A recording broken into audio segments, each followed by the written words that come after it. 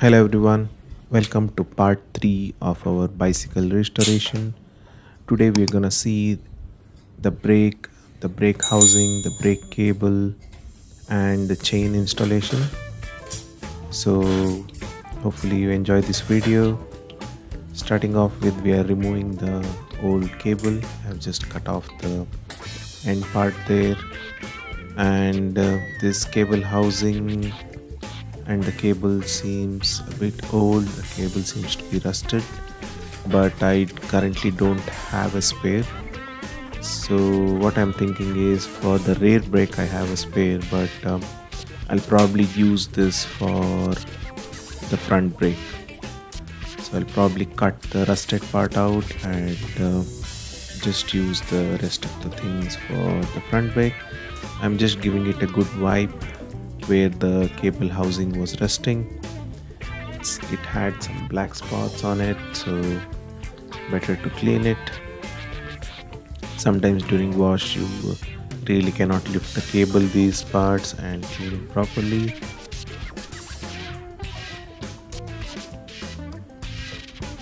So now I'm trying to measure my new housing with the old, so I'll just give it a quick cut so that the measurements are accurate.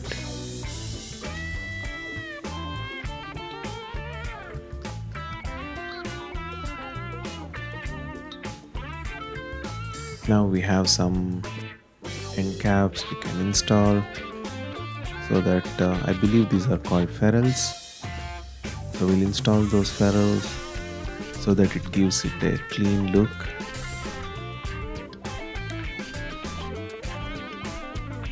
We have the new cables, so we'll insert the cables into the cable housing now.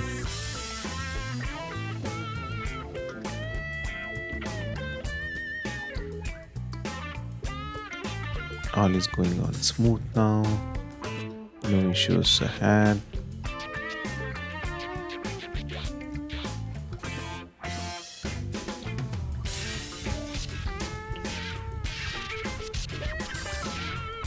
So I'll just start the installation for these. I'll just push this back, push through the hole, get the housing and the wire through. Just give it a good push, set it to the correct place. So no issues there, as the length I cut properly from the previous cable. So I'll just insert it into the adjuster there. So I'll just adjust this a bit.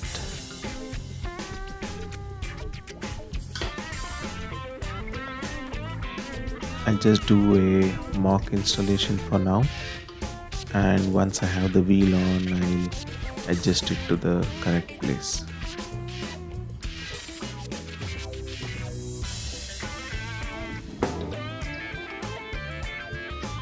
We'll also cut the end cable to length and just leave some room for future adjustment.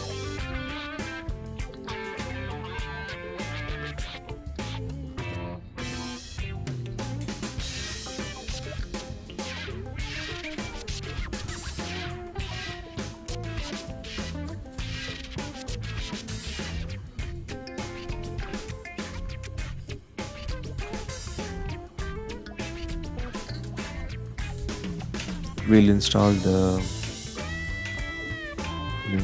cable nut which holds the brakes there. So we just test out the brakes first.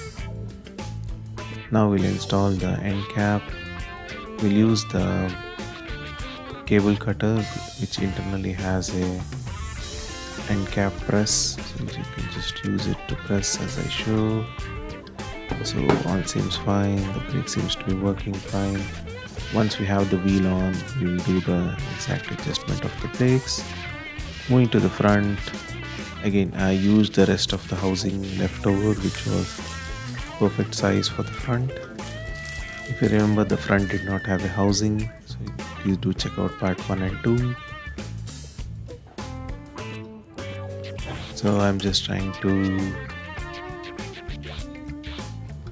open up the hole a bit so that the cables can come out properly.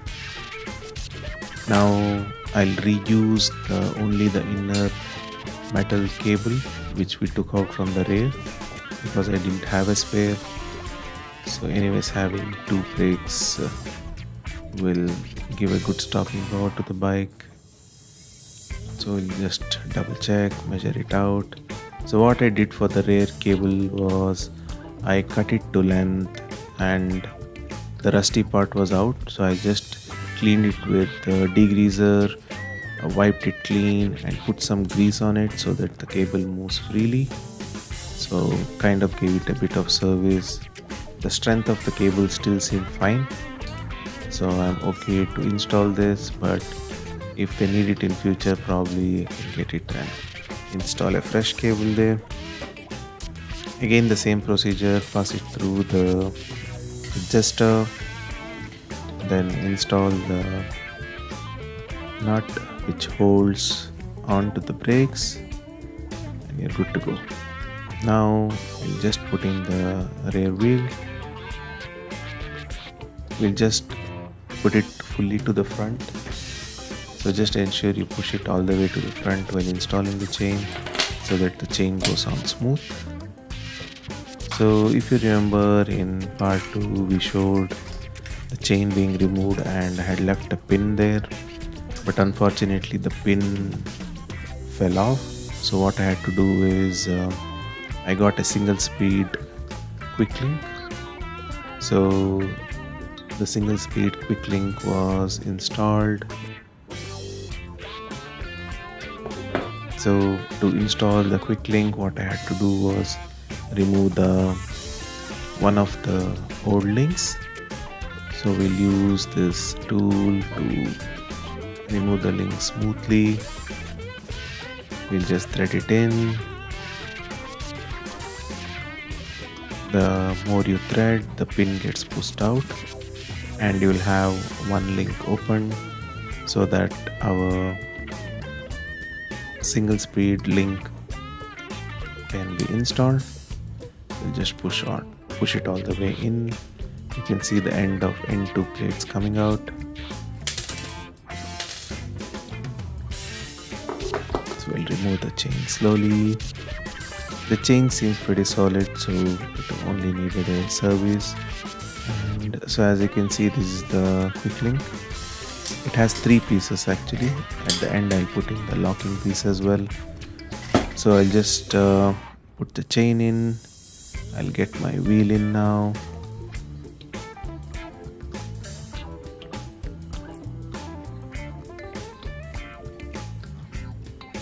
So I'll just try to put the quick link. You can see I've just inserted in the one part on left side, the second part where I removed the one additional link. Now I'll just put in the slotting link. So here I haven't locked it yet. I just wanted to see how it goes. Is it smooth? Because usually the single speed chain width should be fine. So hopefully this works. I'll just put it on the front. Then I'll try to put the rear wheel on. I'll just put the chain on the top so that the wheel can slide in.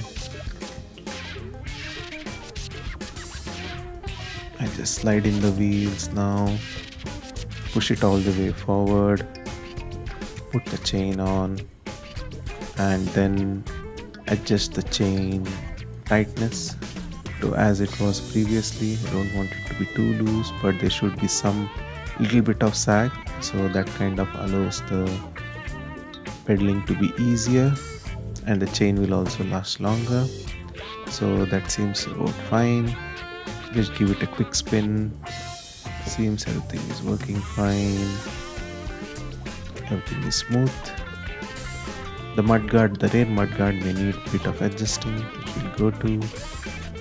So I'm just trying to adjust the rear wheel correctly. Yeah, the quick link seems to be smooth. I didn't hear any additional sounds. So I'll just give it a quick tight on both sides. So I'm tightening on the same spot as it was previously. There was a bit of paint scuffing there, so that kind of helped to figure out that was the old position it was in. So have it in, again give it a quick test to see if everything is fine. Then we'll move on to installing the chain link clock. So all seems fine.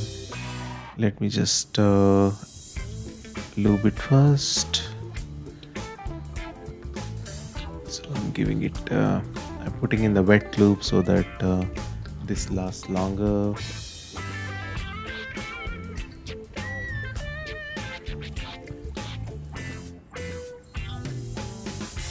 It's kind of an all-weather lube, so since it's raining a bit here, so hopefully I don't want to make it too wet, but since I had used the degreaser and cleaned it thoroughly, it might need a good coat of oil.